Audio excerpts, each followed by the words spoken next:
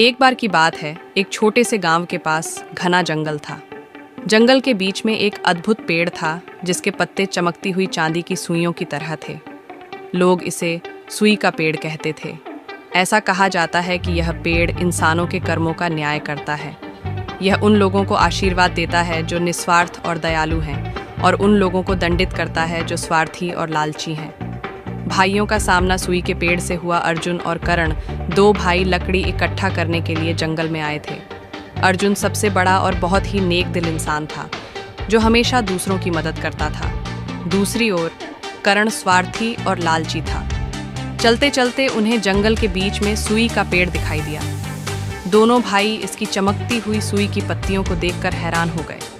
अर्जुन पेड़ के पास गया और बोला, हे महान पेड़, मुझे बस इतना दो कि मैं अपने परिवार और गांव वालों की मदद कर सकूं। पेड़ चमकने लगा और उसकी सुइयां टूटकर अर्जुन के पैरों के पास सोने के सिक्कों में बदल गईं। पेड़ ने कहा, यह तुम्हारी निस्वार्थता का पुरस्कार है। ये देखकर कर्ण तुरंत पेड़ के पास गया और बोला, मुझे इतना धन दो कि मैं दुनिया का सबसे अमीर आदमी बन जाऊं। पेड़ की चमक फीकी पड़ गई। अचानक उसकी सुइयां तेज गति से कर्ण की ओर उड़ी और उसके शरीर में चुभने लगी।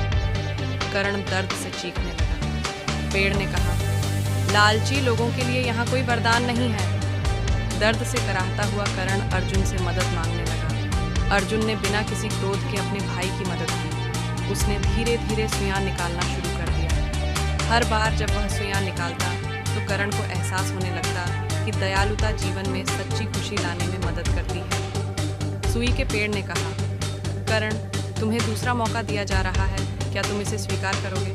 कर्ण ने नम आंखों से कहा, हाँ, मैं अब दूसरों की मदद करूंगा और स्वार्थी नहीं बनूंगा। दोनों भाई गांव लौट आए और साथ रहने लगे। उनकी दोस्ती और भाईचारा पहले से भी ज्यादा मजबूत हो गया। सुई का पेड़ जंगल में खड़ा इंसानों को दया और निस्वार्थता का पाठ पढ़ा रहा था।